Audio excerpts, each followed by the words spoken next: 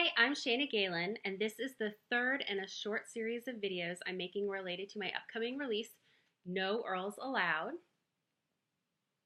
It comes out March 6th in print and digital, and this week I actually have a copy. I don't have to show you on my phone. Next week, I have a super special video made by my marketing department. So really you want to check back next week on Tuesday so that you don't have to miss that.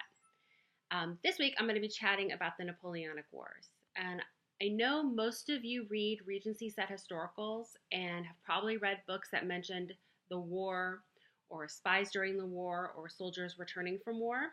And if the book you're reading is set between 1803 and 1815 or so, this war is most likely the Napoleonic War.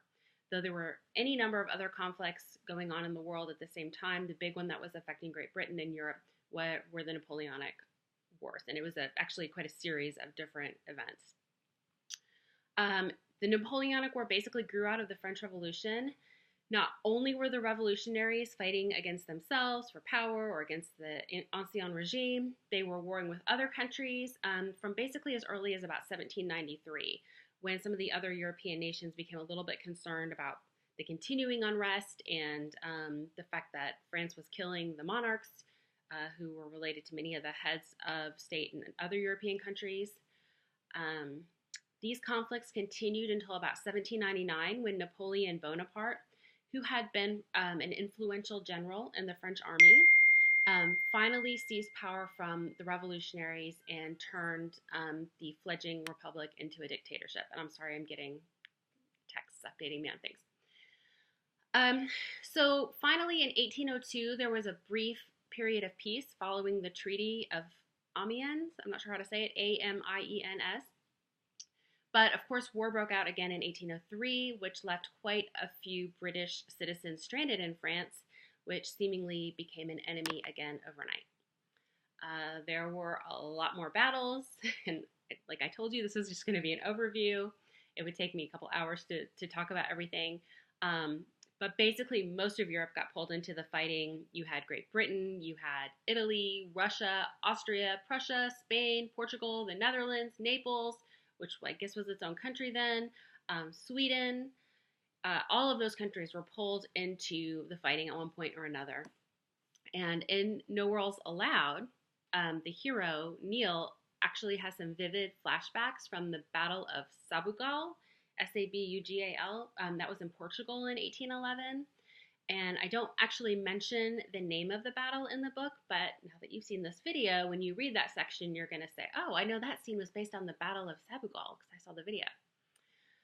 Napoleon, I think pretty much all historians agree that Napoleon was a hugely successful general. His strategy seemed to be, just very briefly, to force his enemy first into an unfavorable position by various maneuvers and deceptions, and then forcing that enemy into committing his main forces and reserves into the main battle. And then what Napoleon would do is he would either flank the enemy or attack from the rear. And that usually had him winning the battle. That strategy generally worked for him until he was defeated in 1814 and exiled to Elba. And then at this time, the Bourbon monarchy was restored to France. But again, Napoleon escapes Elba and he comes back, which then forces Louis XVIII to flee France again. And he'd originally fled when the revolution started, but he was only the Comte de Provence then. So he has to get out again, and Napoleon comes back to power. But finally, Napoleon also starts a bunch more wars. But finally in 1815, Wellington defeats Napoleon at Waterloo, and the war is over. The Bourbons once again return to rule France. Great Britain and France are at peace, and that's the time period in which No Earls Allowed is set.